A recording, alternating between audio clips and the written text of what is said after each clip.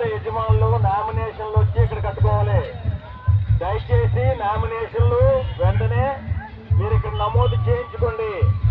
Draw తీయబడుతుంది, వెంటనే రావాలి.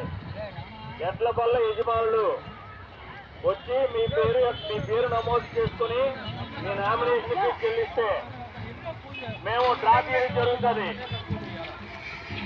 Late చేయొద్దండి. ఎగ్జాక్ట్ గా 4 గంటలకి స్టార్ట్ అయిపోద్ది బంధు.